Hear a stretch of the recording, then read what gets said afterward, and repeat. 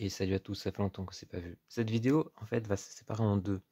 On va se faire premièrement le pourquoi Card Market Yu-Gi-Oh va augmenter en prix, de mon côté en tout cas, et ensuite on s'ouvre les boosters, tout simplement. Donc commençons cette première partie. Alors, tout simplement parce que, vous voyez, ça fait pas mal de temps que je me rends compte, ça va faire 3 ans maintenant, que le prix des boosters et le prix des cartes à unité est vraiment complètement séparé, complètement indépendant. Parce qu'en fait, vous voyez, le prix d'un booster, on va dire, imaginons, j'ai amené une calculatrice pour que ce soit plus simple, imaginons que ce soit 4,90 €, vous voyez, et on va diviser ça par le nombre de cartes à l'intérieur. Par exemple, ce paquet, 4,90 €, et il y a 9 cartes. Ça veut dire qu'une carte à unité coûterait 54 centimes. Mais, sur Card Market, on sait qu'à peu près c'est autour des 2 à 20 centimes maximum. Imaginons que je les mette à 20 centimes. Donc, ça veut dire que j'ai 34 centimes à faire correspondre à la dernière carte, qui est généralement la carte qui coûte le plus, hein, la super rare, l'ultra rare, ou la secret. Des fois, il y a des packs où il y a des secrets. Là, je crois qu'il y a des packs avec des secrets. Donc, ça veut dire qu'il faudrait que je fasse fois, il y en a 9, c'est ça, fois 8. Ça veut dire qu'il faudrait que je rajoute au prix de la secret, enfin de la dernière carte du booster, 2,75 €. Donc imaginons que la carte coûte 1 €, généralement c'est le cas. Ça voudrait dire qu'au lieu d'être à 1 €, elle serait à 3,75 €. Ce serait le seul moyen pour rendre le booster à l'équilibre. C'est-à-dire que on ait remboursé le booster. Bon, c'est faisable, mais qui achèterait 3,75 € la secret, la plus nulle? Pas beaucoup de monde. C'est pourquoi, c'est pourquoi j'ai décidé en fait de le laisser à 54 centimes. Je vais peut-être le descendre un petit peu, j'abuse un petit peu avec 54 centimes. Je vais peut-être le laisser à aller à 30 ou 40 centimes pour pouvoir justement baisser le prix des secrets, parce que sinon vraiment c'est impossible d'être rentable sur Yu-Gi-Oh! On va dire rentable, mais en fait plutôt de rentabiliser le booster, donc de pouvoir se rembourser le booster si on n'a rien eu de ce qui nous intéressait. Voilà, ça c'est la première explication, très simple, voilà. Globalement c'est ça, c'est juste ça, c'est juste pour ça que je vais augmenter le prix des cartes sur Card Market dans mon côté Yu-Gi-Oh! Donc voilà, jusqu'à fin février, les prix vont rester, et après je vais commencer à les augmenter. Et du coup, je vais diminuer le prix des secrets, évidemment. Évidemment, c'est pour que ce soit. Parce que je les avais augmentés pour que ça puisse rembourser un petit peu le booster. Mais là, je vais les réduire, évidemment. Donc il y aura à la fois l'augmentation des communes, mais la diminution du prix des secrets. Donc, sur ce, deuxième partie de la vidéo, on s'ouvre 3 boosters. À la base, j'en avais commandé 4, mais je crois que.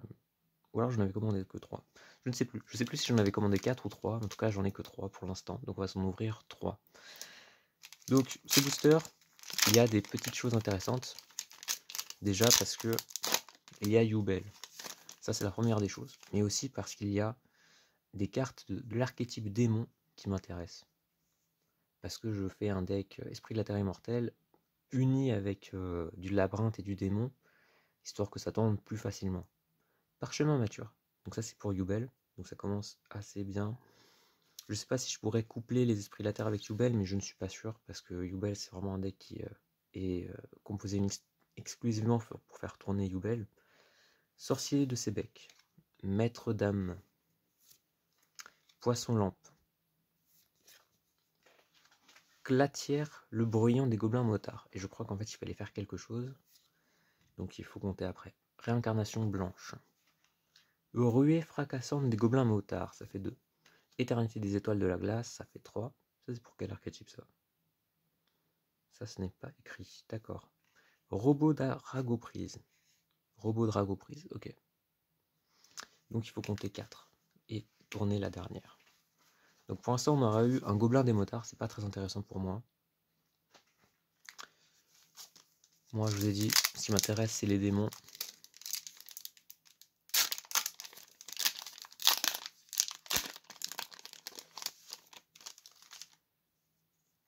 On a dit 4. Bon déjà, 1, 2, 3, 4. Hop là. Ok. Déjà c'est un petit peu courbé, ça me plaît. Poisson lampe. Moko Moko, qui peut être assez sympa. Assez sympa. Oula, le nom. Wagnawa, le dragon mangeur de lune. Oh, ça, elle est trop bien l'illustration. Je trouve l'illustration incroyable. Ça donne un petit côté un petit peu mythologique, vous voyez. Jongleur ghoul illusionniste. Alors pourquoi l'avoir fait en normal? Je ne sais pas, peut-être qu'il y a des combos qui sont prévus pour ce genre de cartes. Convoisoble. Convoisoble. Qu'est-ce que c'est que ce truc? On peut invoquer par flip un monstre de niveau 5, pardon. Depuis le deck en position de défense face verso. Et c'est pas spécifié que ce soit un BTL. Donc, c'est pas mal. Mais, ce qui est mauvais, c'est que y a tout ça d'étoiles, donc il faut l'invoquer par sacrifice. Pour le poser, puis ensuite le flip, oh, ça m'a l'air un petit peu compliqué. Apport d'urgence, c'est pour les psychiques. Les gobelins motards, la pomme de terre mystique, qui peut être intéressant. Qui peut être intéressant pour justement mes démons. Et héros de la cité cendrée. Donc ça c'est le nouvel archétype cendré. Voilà, il y a la tour cendrée qui a l'air sympa aussi. Bon, c'est un pyro, mais les ténèbres. Peut-être que ça peut se coupler avec mon deck. Je verrai ça plus tard. Donc évidemment, du coup, les cartes qui vont sortir vont être directement avec une hausse de prix. C'est logique. Donc, ça me saoule en fait. On peut pas faire comme les duelistes légendaires là, mettre la dernière à la fin. Oh, ça c'est trop bien. Je voulais m'acheter cette carte, elle est trop bien.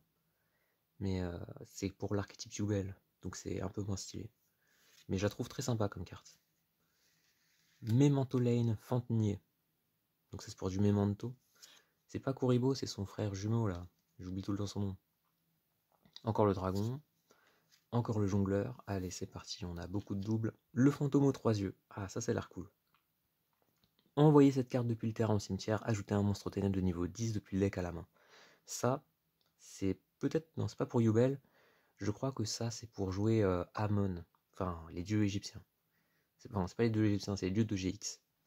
Parce qu'il y a, je crois, la carte qui te permet d'invoquer Spé, un Amon, un Uria ou un Raviel. Je crois que c'est ça. Non? Si, je crois que c'est ça. Mélange d'aromas. Poursuite dramatique de l'œil du serpent. Prière de la sans-voix. C'est vrai qu'il y a du sans-voix, j'oublie tout le temps. C'est un archétype qui ne m'intéresse pas trop, hein, mais bon.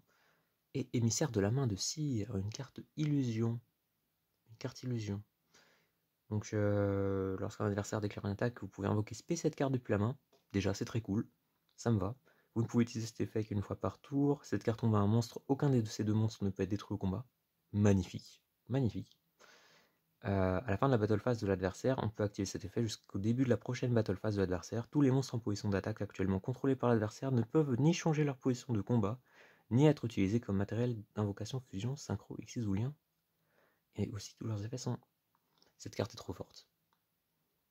Cette carte est beaucoup trop forte. Je pense qu'elle va sortir de l'archétype illusion pour aller dans mon deck. Parce que vraiment, elle est trop forte.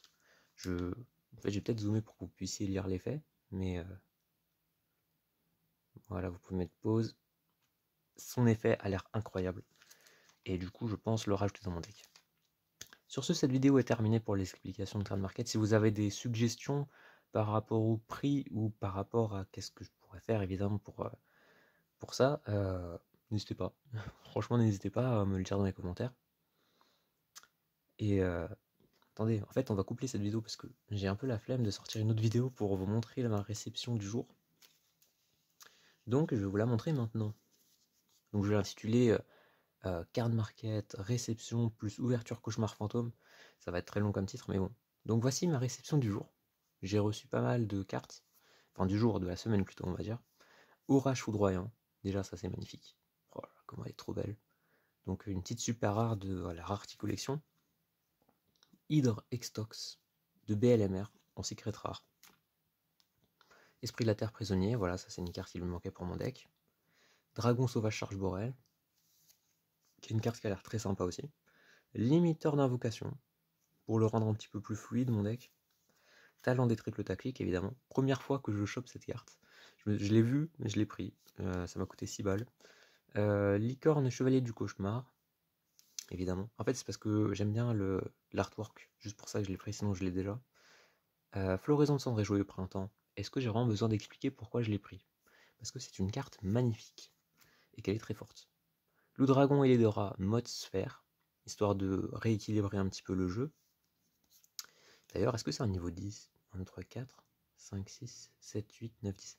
Elle est niveau 10. Vous savez, ça veut dire quoi? On peut faire la combo d'aller chercher un niveau 10 avec la carte qu'on a vue tout à l'heure. Ah bah non, c'est un flip niveau 10. J'ai rien dit. J'ai rien dit. C'est de la merde. Couper l'herbe sous le pied. Ça, c'est une carte qui a l'air très forte aussi, mais je crois que c'est plus pour le side deck que je voulais la prendre. Voilà, c'est par rapport aux invocations spé des effets lorsqu'il est invoqué. C'est par exemple tout ce qui est monde virtuel, quand il s'invoque, là il va avoir un effet, donc bam, couper l'herbe sous le pied, ça sert.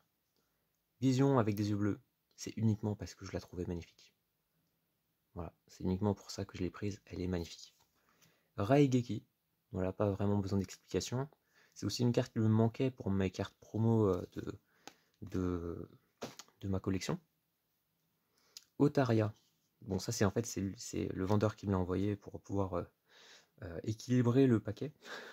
Voilà. C'est une carte assez sympa, Otaria, hein. Je crois que je l'ai, mais je ne suis pas sûr, donc je vérifierai. Attaque des météores monocroïdes, que j'ai pris en x2. Une petite erreur de ma part, parce que j'avais pas vu le niveau, mais bon. Je pense que ça peut être joué quand même, parce qu'elle s'invoque spé s'il y a eu minimum 5 attaques. Si j'arrive à faire 5 attaques, ou si mon adversaire arrive à faire 5 attaques, jusqu'à la fin du tour, elle gagne 1000 pour chaque attaque, donc 5000. Ça a l'air pas mal. Hommage torrentiel, évidemment, pourquoi pas. L'élite Dame de la Lamentation, je l'avais pris en super rare la dernière fois, là je l'ai pris en commune. Uradora du Destin, voilà. Une carte qui a l'air très sympa aussi. Neroi, traître du miroir des rêves, parce que c'est un démon niveau 4, niveau 3, ténèbres, et qui a un effet assez sympa. Conjurateur dimensionnel. Ça c'est pas du tout pour le deck, mais c'est juste parce que je la trouve très forte. Voilà, c'est tout. Jeu du petit bobo, ça je n'ai plus aucune idée de ce que ça veut dire.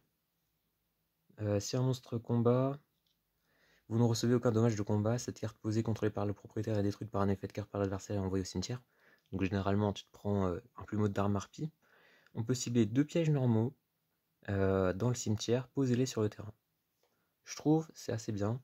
Donc par exemple tu poses 3 cartes magie dont celle-là, elles sont envoyées au cimetière par plumeau, bam, tu ramènes les 2 pièges, hop là. Jean Céleste Sidnel. Voilà, son effet aussi je le trouvais assez sympa. Si c'est un ténèbre qu'on sacrifie pour l'invoquer, envoyer un monstre lumière ou un ténèbre démon depuis le deck au cimetière. Et je crois que dans mon deck il y a des effets de monstres depuis le cimetière. Rayon de purge, ça c'est juste pour le fun. Et aussi parce que j'ai un doute, vous me direz, sacrifier un monstre Xyz durant la end phase invoqué spé un monstre numéro de même type. Le sacrifice du monstre Xyz, il n'y a pas écrit que ce soit un monstre Xyz qu'on contrôle, donc on peut sacrifier le monstre d'un adversaire, non? J'ai un doute.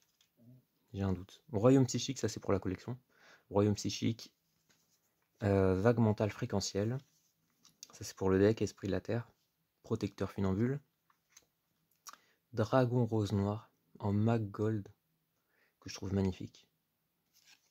Numéro 20, ça c'est pour la collection aussi. Giga brillant. Pilier Ashoka, ça c'est parce que je kiffe le deck du vieux monsieur. Fusion synchro harmonique. Du coup je l'ai en 4 fois, donc la 3e je crois, enfin la 4e je l'ai mis en vente. Et le numéro 1, roi du bourdonnement. D'ailleurs le prix de la fusion que j'avais mise, c'était pour rééquilibrer le prix. Donc là elle va diminuer, évidemment. Voilà, sur ce je crois que oui, c'était toute ma réception. La vidéo est terminée, j'espère que ça vous a plu, n'hésitez pas à liker, à partager, à commenter. La boutique est du coup ouverte, le card market, quand je dis la boutique, le card market est du coup ouvert jusqu'à fin février, donc avant les modifications, donc il y a des cartes avec des prix de 10 centimes, 20 centimes, et après le 28, non, c'est quand, le 29 février, donc on va dire dans la semaine du 29 février, donc début mars, je vais monter les prix un peu plus, je crois, à 30 ou à 35 centimes, histoire de rééquilibrer. Voilà. Dites-moi ce que vous en pensez. Sur ce, ciao tout le monde, on se retrouve pour la prochaine vidéo. Les lives Whatnot commenceront également en mars, donc vendredi de mars. Sur ce, ciao tout le monde, à la prochaine.